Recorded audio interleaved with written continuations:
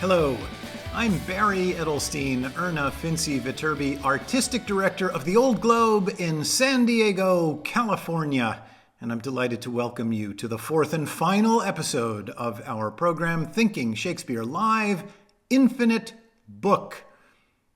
The Old Globe believes that theater matters, and our commitment is to make it matter to more people. We do that in normal times by exercising the superpower of the theater, its ability to gather a group of strangers together into one room and transform them into an audience, into a single community that can breathe and laugh and react together to a great story that lets us know a little bit more about what it means to be human.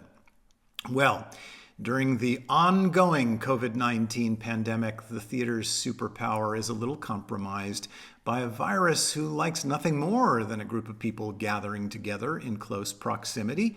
And so, for over a year now, our beautiful theaters in Balboa Park have been closed, and we have transferred the theater's superpower to virtual mediums, to places like this, YouTube and Facebook Live and podcasts and other media, where we are gathering audiences virtually.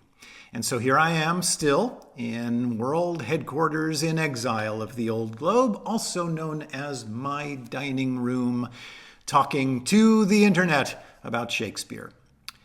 One of the big pivots that the Globe has made is to a sort of surprisingly old-fashioned medium of the radio. And in a few days from now, we're going to premiere that. The Old Globe's production of Hamlet on the radio. We did a production of Hamlet in our beautiful Lowell Davies Festival Theater outdoors in 2017.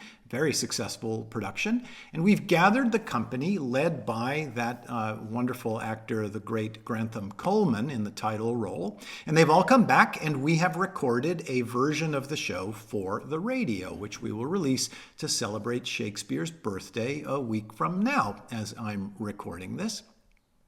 And as we got to thinking about Hamlet and about Shakespeare and bringing him to life on the radio in a medium that he could never have imagined despite his copious and extraordinary imagination, we started asking questions about what Shakespeare is, how he works, what makes him tick, and we've sort of looked under the hood of Shakespeare to talk more about him, conversations with artists, interviews and discussions, and all sorts of exciting programming, including this one in which I have asked a central question that we don't often think about in Shakespeare.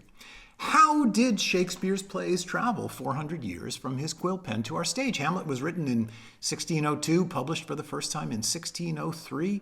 That's a long time ago. We go to the bookstore, go to the library, pick Hamlet off the shelf. How did it get there? Well, it turns out that's an extremely complicated story. And it starts with this. That is one of the most important books ever published in 1623, the so-called First Folio. Folio refers to the size of the pages. And this, William Shakespeare's Comedies, Histories, and Tragedies, as it was called, is the first complete works of Shakespeare, published 7 years after Shakespeare's death by his own theater company, in collaboration with some publishers in London, and it gathered together 36 of Shakespeare's plays for the very first time. Half of them had been published during Shakespeare's lifetime, the other half had not, and would have been lost were it not for the enterprising and visionary steps taken by John Hemmings and Henry Condell, two actors in Shakespeare's company, who put together a syndicate of investors and publishers and theater people, and spent a couple of years gathering up all 36 of the plays and preparing them for publication, which was that book, the First Folio, the book that gave us the Shakespeare we revere and understand now.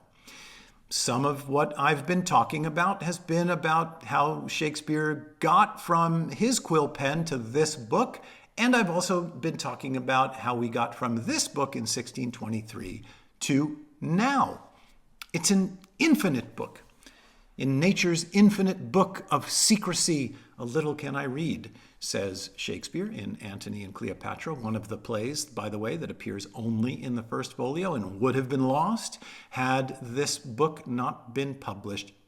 It's an infinite book in a lot of ways. It points in a lot of different directions, not only what's inside that extraordinary mind and soul and humanity of William Shakespeare and his gallery of indelible characters and the beautiful and gorgeous things that he said, but it's an infinite book because it talks a lot about how human beings solve some problems and manage to erect edifices that somehow transcend time. The journey of Shakespeare across 400 years is one of the most inspiring that I know.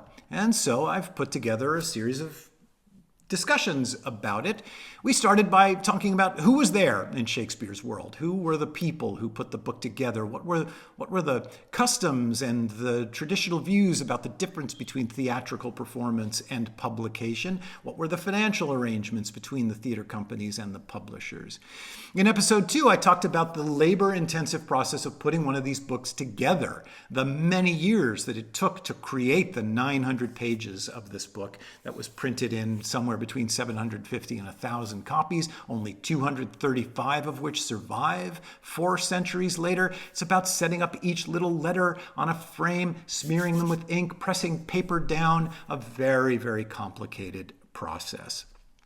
Last time on Thinking Shakespeare Live Infinite Book, I talked about the issues that happen when a play was printed more than once in Shakespeare's period. You couldn't print a play and then save it on a hard drive and then recall it for the next publication. The whole process of putting the book together word by word, character by character had to happen again, and there were mistakes introduced. And so we end up with multiple versions of Shakespeare's plays from his period and a set of problems to solve as we reconcile those different versions. And that brings me to the 4th episode, what you see there, fashioning the text.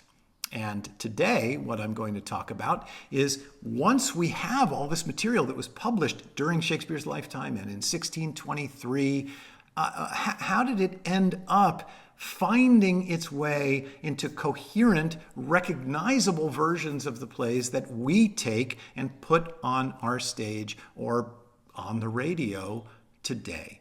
So I'm happy again that you are here, happy now to jump in to episode 4 of Thinking Shakespeare Live, Infinite Book.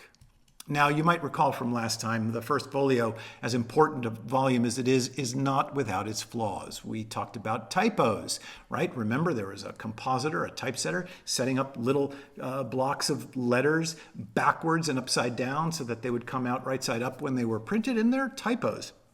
There you see 2 lines from The Taming of the Shrew, and the word prove is circled on the top line, printed with a misprint, a typo, pituve on the second line, right? Remember the letter U is used for the letter V, so you have P-R-O-U-E, prove, and P-T-O-V-E, pituve. It's not a perfect book. There are errors in the First Folio due to the manufacturing process itself. How hard it is to grind out hundreds and hundreds of lines, 67 lines of text in 2 columns on each one of these pages, 900 pages. It's an immense undertaking, and mistakes crept in, differences in preferences in spelling, grammatical changes. There were problems having to do with figuring out how much material you could get on a page. All that needed to be figured out in advance as you printed on one side of a page and then the other, folded them, bound them together. There was a complex mathematical project having to do with figuring out how much space it would take up. There you see on the top of your screen there, a couple of lines from King Lear laid out in 10-syllable lines of iambic pentameter, and on the bottom, how those lines appeared in the First Folio, where there are a series of half lines of verse.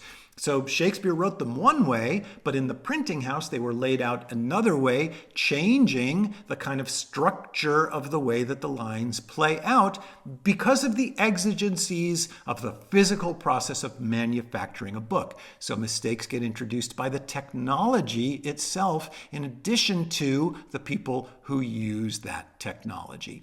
Then there's a whole other series of errors that are just frankly mistakes. The person reading Shakespeare's handwriting couldn't decipher it, takes a guess. Things that we know are simply problems in the text of the First Folio. They're called cruxes, irresolvable little problems. This is a speech from King Henry V when the hostess mistress quickly mourns the death of the great Sir John Falstaff, and she says that as he was lying in his bed dying, his nose was as sharp as a pen and a table of green fields. Clearly doesn't make any sense. Just nonsense. His nose was as sharp as a pen and a table of green fields. It wasn't until quite some time later that a subsequent Shakespearean, over 100 years after Shakespeare's death, figured out that that is a misread for he babbled. His nose was as sharp as a pen and he babbled of green fields as he was lying there dying. He was remembering Psalm 23 and its reference to green pastures. So there are mistakes of technology in the First Folio, there are mistakes of human error in the First Folio, and there are mistakes simply of inexplicable lack of clarity around what Shakespeare actually wrote. There are other issues with the First Folio. There were problems obtaining the rights to the plays. And so sometimes the syndicate of people who put the folio together grabbed the best copy of the play that they could, even if it wasn't necessarily the best copy of the play that they could. Some of the plays in the First Folio hadn't been seen on stage for 20 years. Remember, this is 1623. Shakespeare started writing in 1594, writing plays.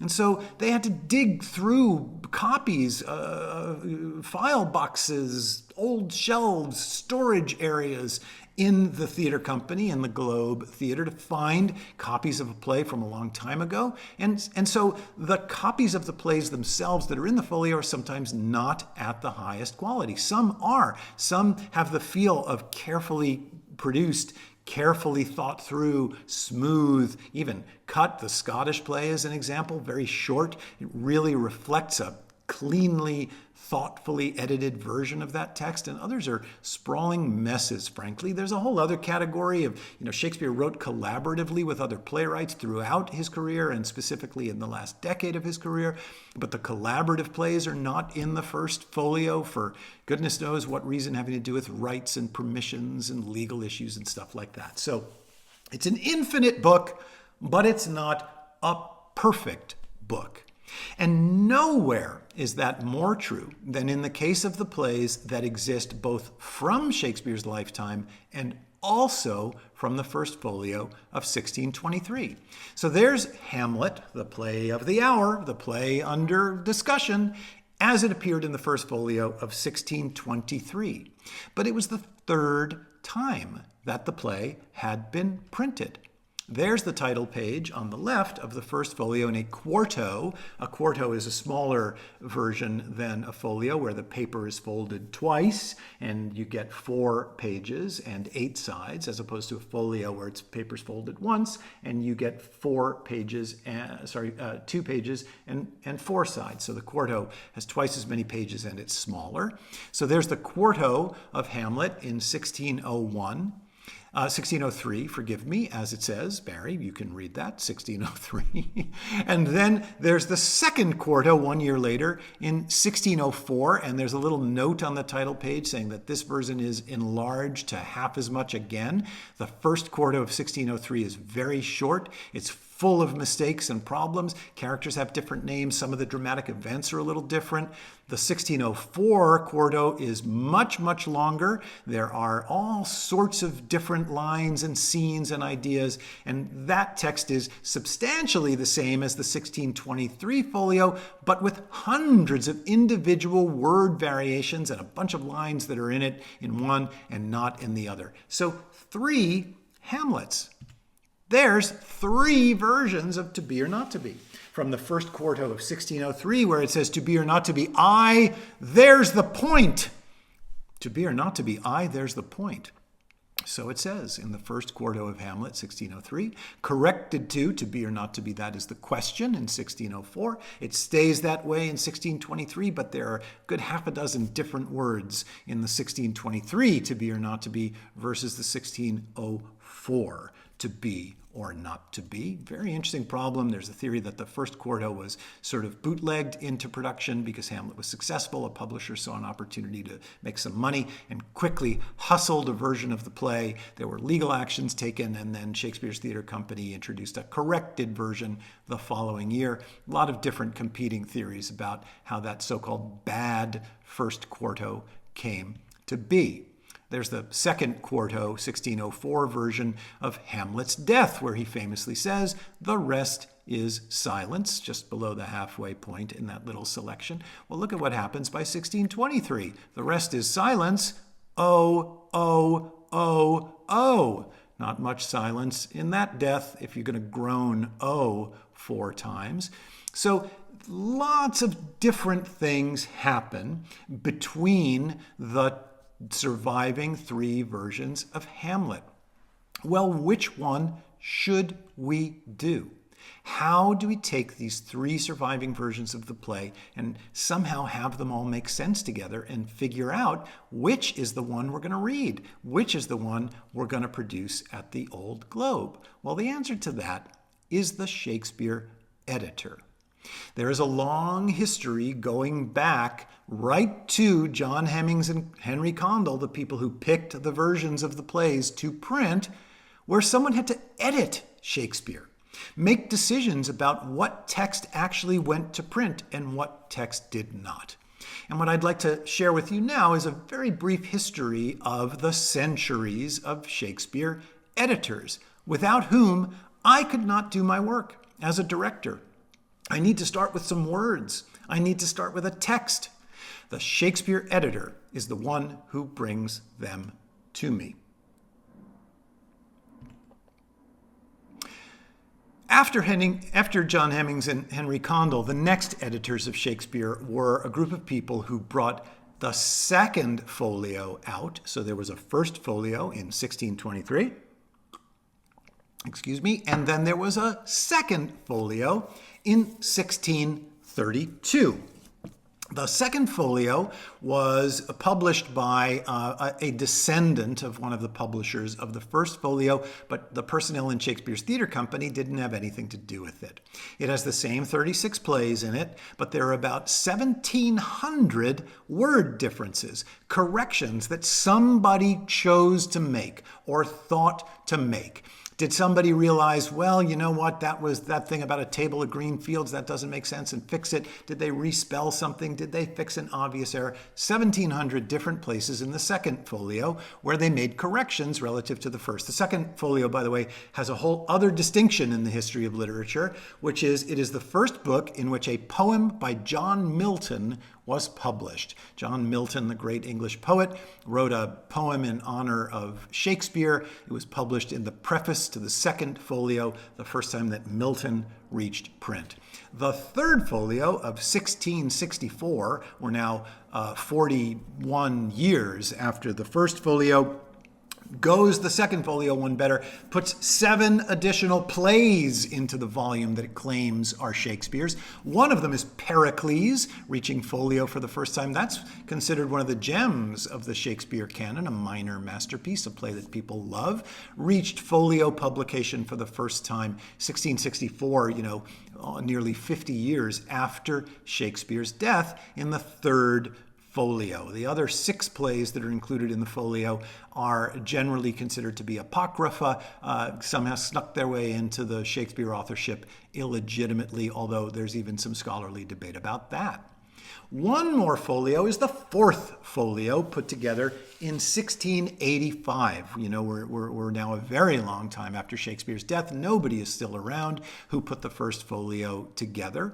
The fourth folio's text is a lot like the third folio's text. You can see that the title page looks a lot different, but the reason the fourth folio is important is that the fourth folio becomes the basis for Shakespeare publication for the next very significant period of time. So as we enter the 18th century, the fourth folio, and not the first folio, becomes regarded as the authoritative version of Shakespeare. And indeed, it's that fourth folio that is published in a complete works put together by this man, Nicholas Rowe, really the first important Shakespeare editor.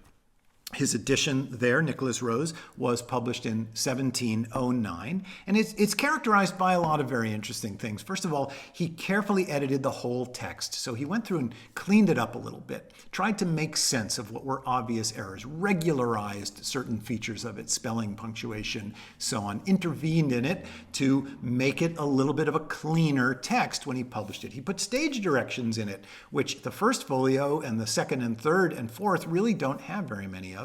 And Rowe just wrote out stage directions to make the stage action a little clearly. Where something clearly didn't make sense, he would conjecture, and he would say, well, that's a clear mistake. I think it ought to be this, thereby rewriting Shakespeare for the first time, now almost a century after Shakespeare's death.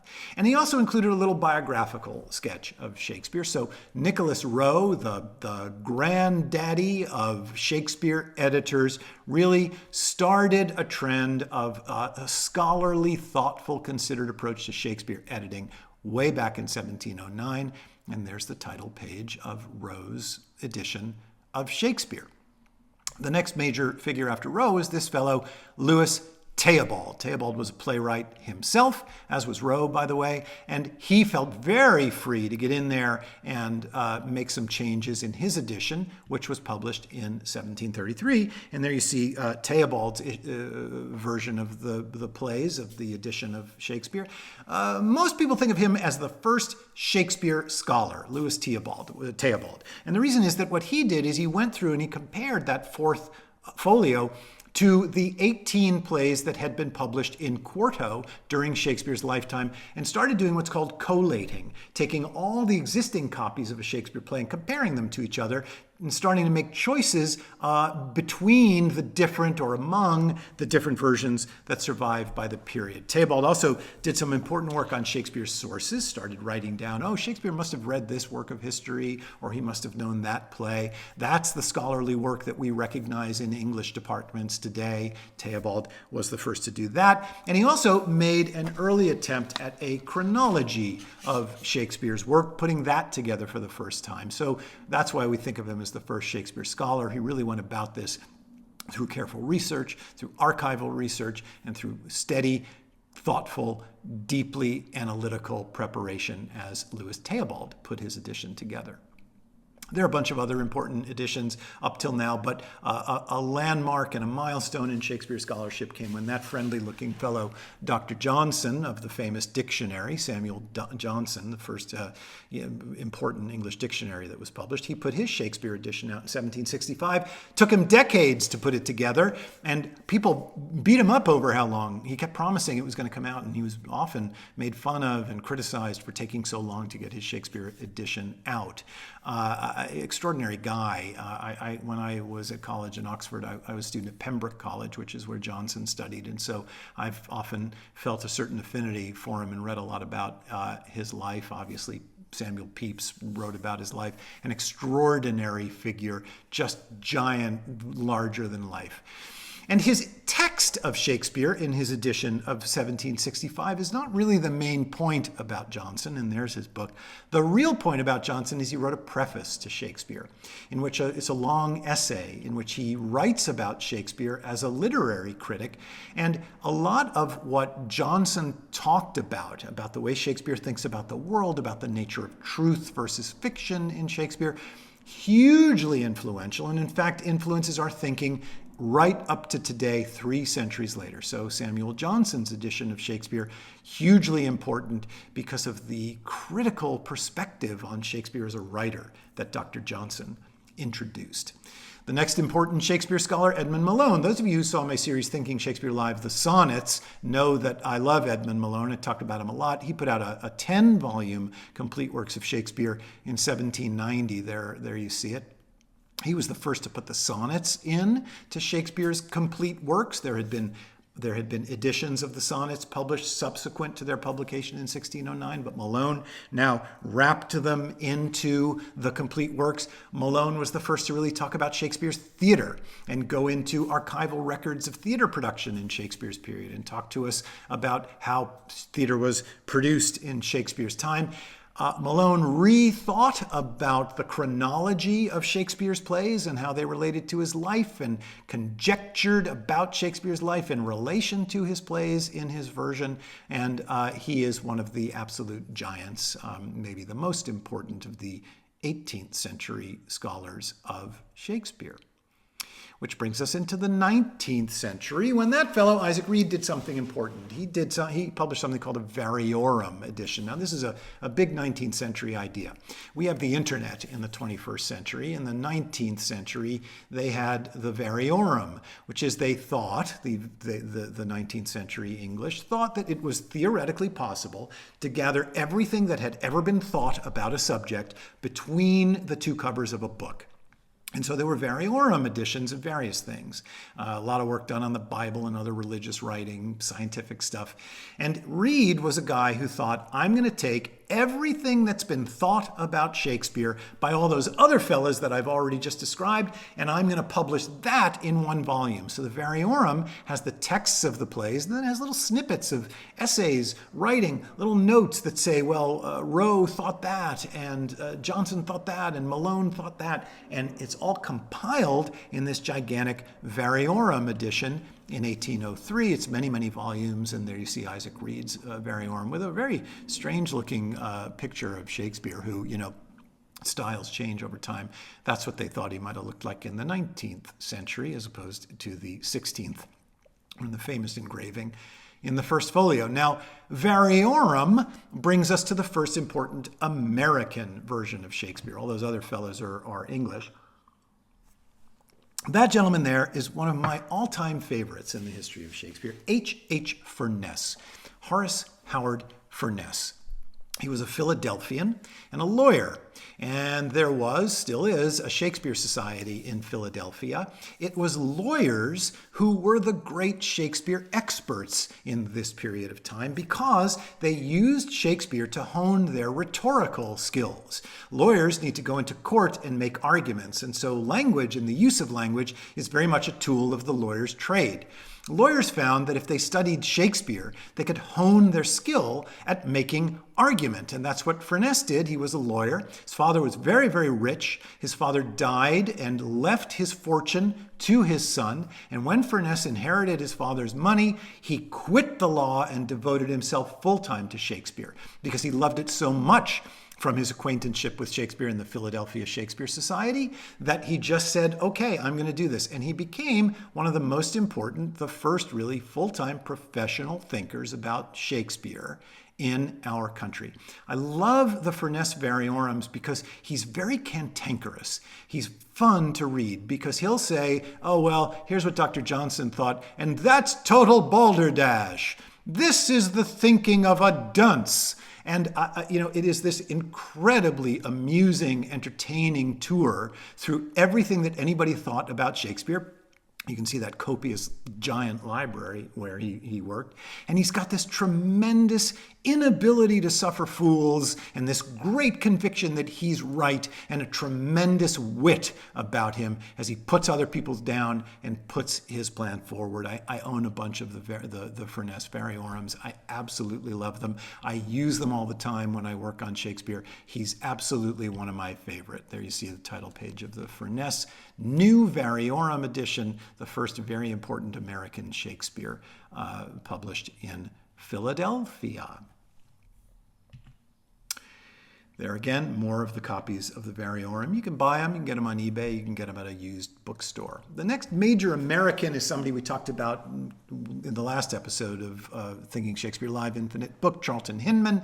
He used that giant machine that you see behind him in that photo to study the First Folio and to compare all the different versions of the First Folio that were in the library of the Folger Shakespeare Library in Washington, D.C., 79 copies of the folio at that time, and this machine allowed him to quickly compare the different versions of the folio, and he was then able to put together his own custom First Folio where he chose one copy from of every one of the 900 pages that he thought was the best and cleanest and put them together in a new version, manufacturing a version of the Shakespeare First Folio that never existed in the world, thanks to his ability to use technology and his own sense of which page was the cleanest and which page made more sense. And there's the Norton facsimile of the First Folio, very important American document, really changed the course of scholarship about the First Folio, who put the First Folio together. So much of what we know about the First Folio comes from Charlton Hinman in the 40s, 50s, 60s. Fantastic individual whose story I love to tell. These two guys, that's Sir Stanley Wells on the left and Gary Taylor on the right. Stanley Wells is British, Gary Taylor is American and teaches at a university in Florida. They occupy a very special place in the history of Shakespeare because they were the first guys to say, well, you know, we have these three versions of Hamlet. Let's treat them as individual plays instead of trying to figure out which line we like from one version and which line we like from another. Let's just separate them. They did the same thing with King Lear. They published the Oxford Shakespeare in 1986. That's when I was a student at Oxford, and here's my Oxford Shakespeare. You can see it's all taped up. It's full of Post-its. It's completely falling apart. There's my Wells and Taylor Oxford Shakespeare from 1986. A radical publication at the time. They changed characters' names because of various complicated theories. Imogen is Inogen, having to do with a misread of Shakespeare's handwriting at the time. Sir John Falstaff is known as Sir John Oldcastle. They separate out the folio material from the quarto material in Hamlet. They two different versions of King Lear. Now, you know, radicalism in the context of Shakespeare studies is a relative idea, but Wells and Taylor did something absolutely extraordinary and turned Shakespeare bibliography on its head in 1986, and the field is still in debt to Wells and Taylor for the boldness of their effort, and a lot of our thinking about the text of Shakespeare today comes from the work they did preparing the Oxford Shakespeare in 1986.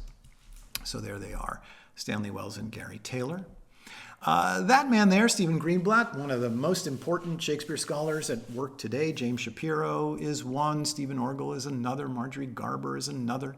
We'll talk about some others in a few minutes, but Stephen Greenblatt, sort of the dean of Shakespeare scholars. He's at Harvard at the moment. And he is the man behind the Norton Shakespeare of 2015. There's my Norton Shakespeare. I have one of those as well. This is the one I now use in my work. I have a bunch of different copies of it. It's been revised a couple of times. Superb introduction to Shakespeare and his world. Superb introduction to the texts of the plays. Great notes. Less radical than the Oxford Shakespeare, although it refers to and depends on the Oxford Shakespeare in many, many key ways. But it's imbued by the intelligence, the sensitivity, the humanity of Stephen Greenblatt, who is truly one of the giant thinkers about Shakespeare. It's my standard graduation gift for anybody I know who's graduating high school. It's a standard bar mitzvah gift in some circumstances, depending on the kid. It's in a third edition now that you can get for $50, $60 on Amazon. This is the one I recommend if somebody wants to buy a complete works, the Norton Shakespeare, edited by Stephen Greenblatt. Now, that's a quickie look at the editors of Shakespeare. A couple of things emerge. One, 400 years later, there have been choices about Shakespeare's text made by people who are not Shakespeare. Two, there is an industry in the study and publication of Shakespeare. It was amateur for hundreds of years, a playwright like Rowe or Tabald who had a sideline in Shakespeare scholarship. It became more professionalized around the 19th century when you get someone like H.H. Furness devoting his entire professional life to Shakespeare. And then by the time you get to Charlton Hinman, something new has happened, which is the University English Department. We go to college now and we think, oh, the English department must have been there forever. It wasn't. University, as it's organized today, is a pretty new phenomenon, and the idea of an English department is barely over 100 years old.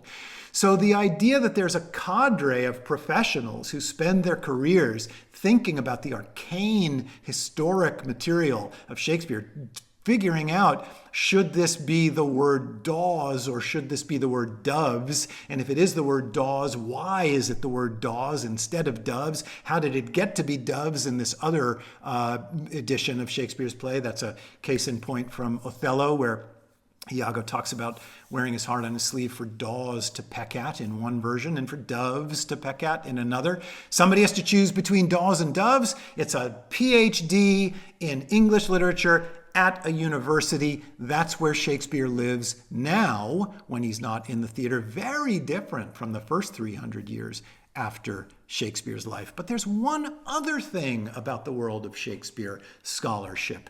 And you can see it here. This is a copy of The Merchant of Venice, published in 1987. I directed the play in the early 90s, and I used this edition, edited by a scholar, an English Shakespeare scholar named M.M. Mahood. At the time I was working on it, I thought, okay, M.M. Mahood, H.H. Furness, maybe that's a thing that Shakespeare scholars do. It wasn't until quite later that I found out that M.M. Mahood is Molly Maureen Mahood, who, in the 80s, when she was working at the height of her powers as a Shakespeare scholar, hid her name Molly Maureen by using the initials M.M. because women were just not taken seriously as Shakespeare scholars at the time. I was at Oxford for years. For 3 years I was at Oxford, and I studied with about 15 different scholars. Only 2 of them were women. Julia Briggs was one, and Anne Pasternak-Slater was another at Oxford. Everybody else, men. And not just men, but white men. Go back through that list of slides that I just showed you, and you see that Shakespeare has been exclusively and only in the hands of white male scholars from the time of his first publication in 1623 all the way up to now.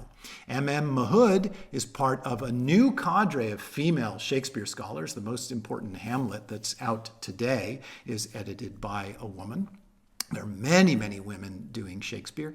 And I'm happy to say Shakespeare is becoming a lot more diverse at the university, and it is no longer the exclusive province, although it is still, sadly, the majority province of white male scholars. There you see Ayanna Thompson, one of the great Shakespeare scholars in America, who happens also to be a black woman.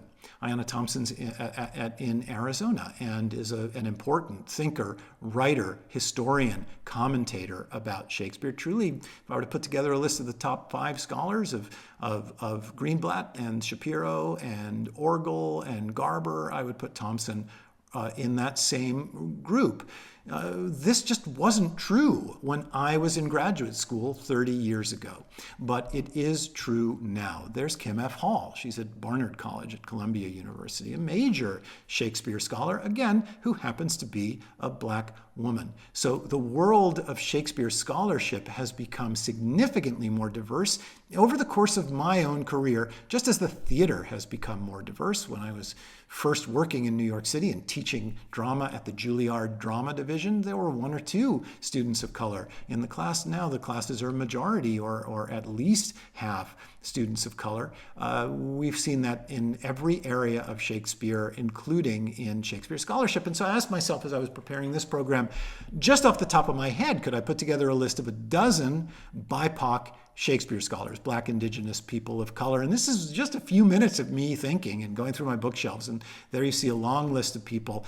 So the very monochromatic, very one-gendered world of Shakespeare that was held total sway even a few decades ago when I was in graduate school has completely changed. That is a great thing for Shakespeare, for our field, as diversity continues to take hold. Well, what does an editor do exactly? What do all these wonderful scholars actually do when they sit down to put out an edition of Shakespeare? And let me just take a couple of minutes, because it's a very complicated process, to talk a little bit about that. There's a page of an academic Shakespeare. That's from the current Arden 3rd series of Hamlet. And you see that there's the text on the top. There's some little tiny notes in the middle, and then there's some prose notes at the bottom of the page. So the scholar declares the thinking that she is doing as she puts the page together. There's a closer look at that critical apparatus, or apparatus criticus, as it's called. You see a bunch of F's and Q's and Q1 and Q2, and what that is doing is the scholar is saying, okay, there are multiple versions of Shakespeare's play from the period, and I'm going to make choices among those different versions, and then I'm going to tell you about the choices that I made here by listing them in this apparatus that is very transparent and explains to you where I got this from. So let me show you an example in action. Remember 3 Hamlets: First Quarto 1603, Second Quarto 1604, First Folio 1623. This is one of my favorite lines in Hamlet. There's a special providence in the fall of a sparrow from Act 5 of the play. Hamlet knows he's going to die. And here's how it is recorded in the First Quarto of 1603. If danger be now, why then it is not to come. There's a predestinate providence in the fall of a sparrow. It's a Bible reference where we hear about Jesus in one of the books of the New Testament mourning the loss of a sparrow and saying that even a sparrow, when it dies, has the presence of God in it. There's a predestinate providence in the fall of a sparrow, says the First Quarto. Here's the Second Quarto. The speech is much longer. There is, I want to get it right, there is special providence in the fall of a sparrow. Not predestinate providence. There is special providence in the fall of a sparrow. If it be, 'tis not to come. If it be not to come, it will be now. If it be not now, yet it will come. The readiness is all. Now, all those if and now and come, they're not in the First Quarto, they're in the Second Quarto, as is this famous line from Hamlet, the readiness is all. And then this strange line, since no man of aught he leaves knows what is't to leave betimes let be. Okay, so that's the Second Quarto. Now listen to it in the First Folio. There's a, not there is, there's a special providence in the fall of a sparrow. If it be now, 'tis not to come. If it be not to come, it will be now. If it be not now, yet it will come. The readiness is all. Since no man has aught of what he leaves, what is to leave betimes? Okay? No let be. Now, in a play that has to be or not to be in it, let be would seem pretty important as a payoff for that idea. In fact, if you have 2 hours one day, sit down with your copy of Hamlet and circle every time the word be appears in it, and your appreciation for Shakespeare's genius will shoot up from the high level it already is. Let be is in the quarto. It is not in the folio. Okay, so 3 completely different versions of that speech. Well, how do you manage them? Well, one of the landmarks of Shakespeare editorial work was done by this gentleman, Harold Jenkins, died in 2000, an English scholar, was the general editor of the Arden Shakespeare. The Arden Shakespeare is the most important academic publication of Shakespeare of the 20th century. He spent 30 years of his life preparing the publication of the Arden second series edition of Hamlet. Here it is. This is the one that I used when I was in graduate school. The Arden Hamlet, it was pretty new when I was in graduate school. And this is, look at that. What a bomber of a book. This is Harold Jenkins' magnum opus, the work that he spent his life preparing. And what he did is he looked at all 3 of the period versions of the play, as every editor had done for centuries, and made what is called a conflation. He took all 3 versions separately and conflated them, brought them together to make something else. And here's an example of how that works. There's the page that we're looking at, Special Providence in the Fall of a Sparrow, from this volume, the Harold Jenkins Hamlet of 1982. And here's what Jenkins says it is. There is special providence in the fall of a sparrow. If it be now, 'tis not to come, semicolon.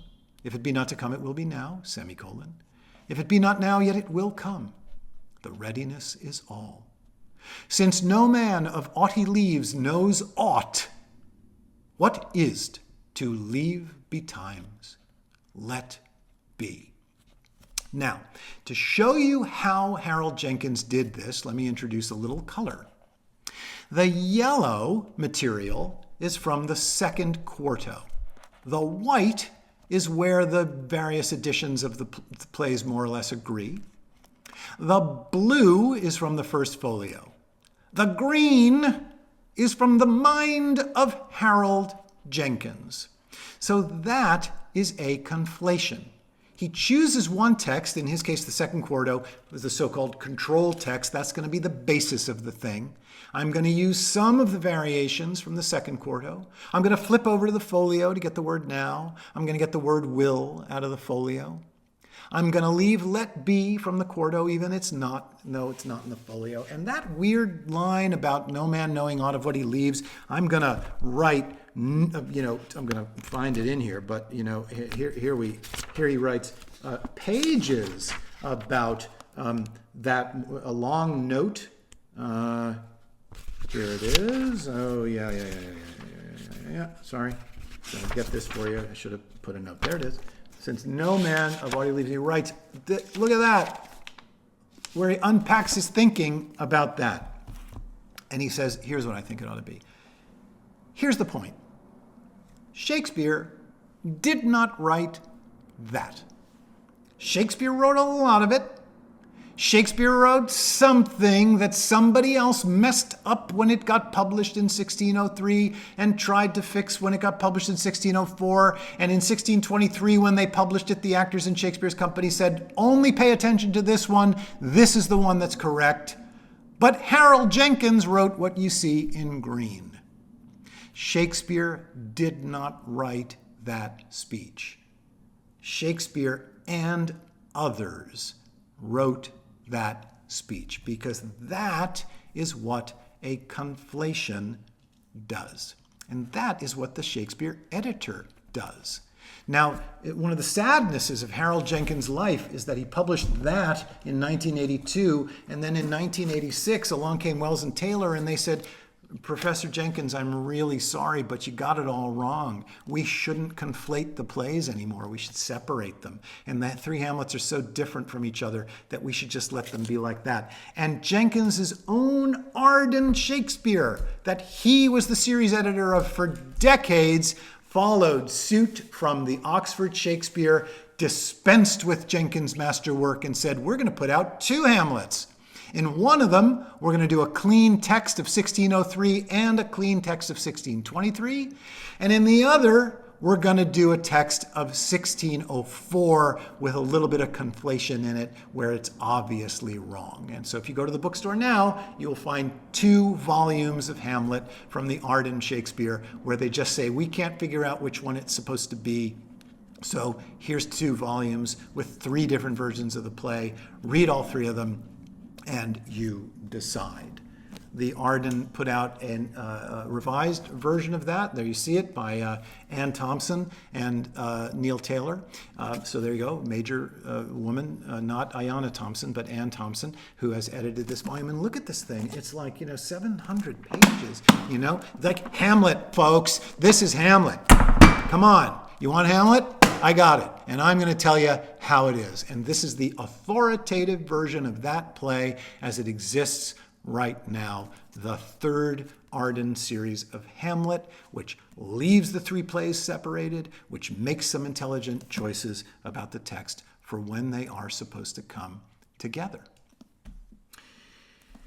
Now, all those beautiful, wonderful scholars to whom I owe so much, they leave one thing out, which is that in the theater, something else entirely happens. In the theater, we can't possibly come up with a monumental, permanent version. Famous scholar wrote once about the dream of a perfect text. There is an idea in scholarship that somehow we can manage to reconstruct that thing that Shakespeare wrote. And all these pages and all that scholarly effort is an attempt to pin it down, narrow it down, say definitively and authoritatively, this is the play of Shakespeare. Well, in the theater, it just doesn't work like that. The theater's ephemeral. It's here tonight and it's gone. You were there at 11 o'clock at night when out on the stage of the Old Globe in the middle of Balboa Park, one of the animals in the San Diego Zoo decided to scream, and it synced up with the text in this amazing way, and it'll never happen again. The play tonight is different from the play tomorrow night. The actor playing Hamlet tonight had a burrito for dinner, and he's moving a little more slowly. Tomorrow night he didn't eat dinner, he's moving a little more quickly. The actor playing Claudius had a fight with his lover before the show and is kind of angry on stage tonight. Tomorrow night, that fight's been patched up. He's okay. Someone in row G had a coughing fit during Ophelia's mad scene tonight and caused her to forget a couple of lines because it was so distracting. Tomorrow night, the lines are back. The theater is temporary. The theater is, I'm going to use a big word, contingent. It is not fixed. It changes depending on circumstances. So the text of Shakespeare in the theater is yet one more variable from the long history of centuries of textual scholarship of Shakespeare. There's the title page of our Hamlet on the radio. Hamlet by William Shakespeare on the radio. That's what we hand our actors, not one of these big bomber books. And that's where the text starts. But here's the thing about that Hamlet on the radio. It's short. The folks at KPBS asked us if we could deliver it in 2 hours. Well, the uncut Hamlet, 32,000 words.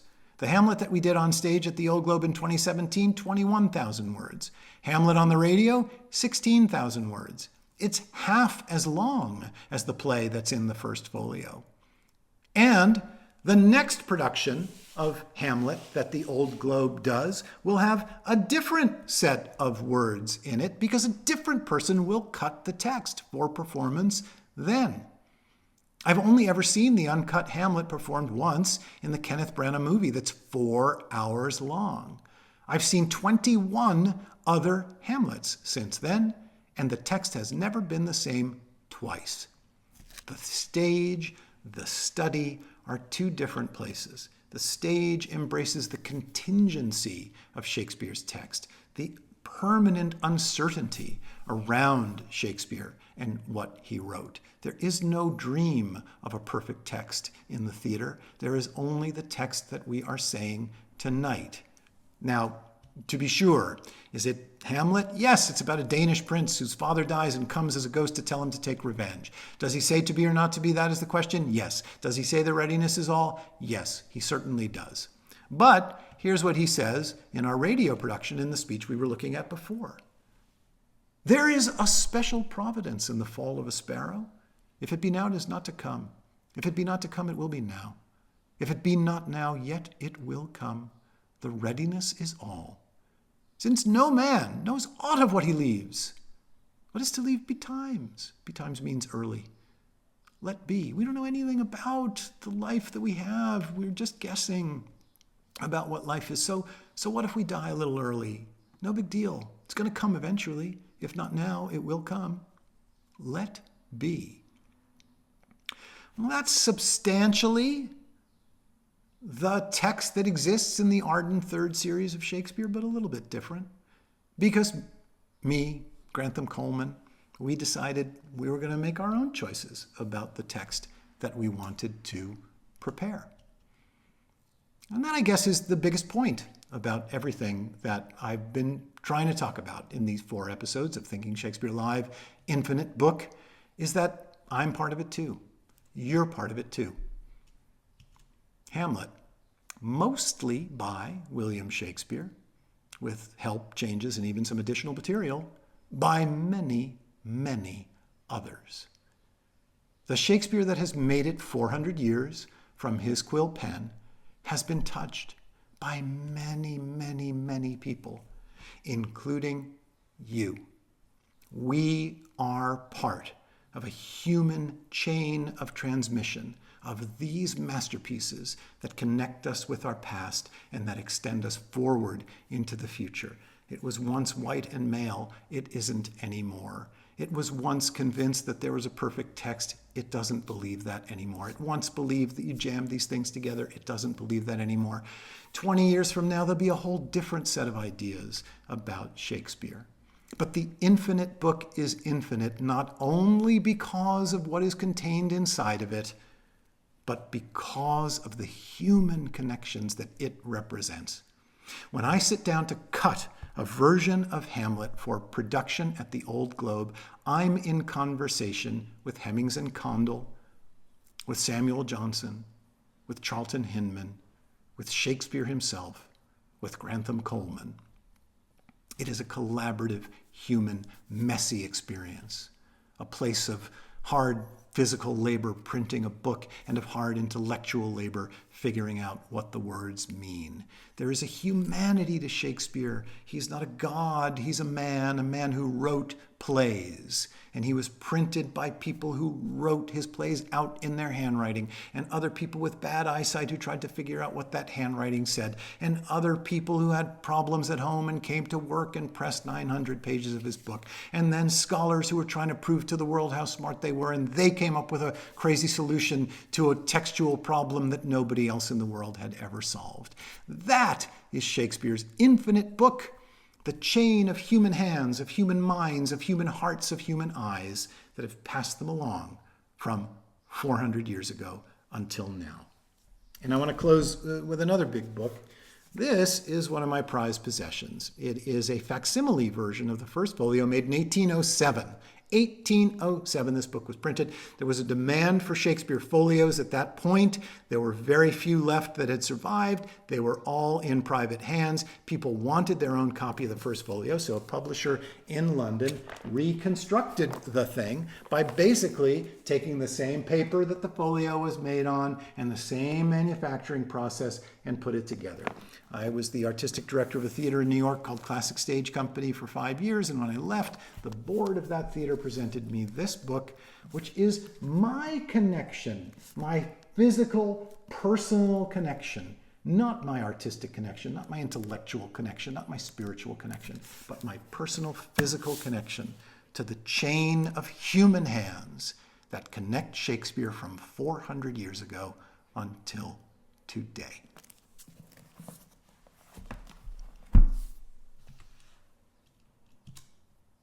The First Folio, Shakespeare's infinite book.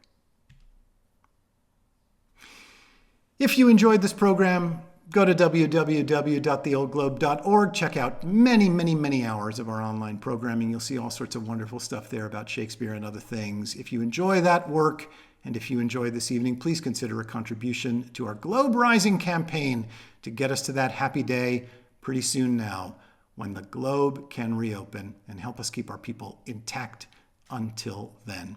Thanks to Elaine and Dave Darwin for their support of this program.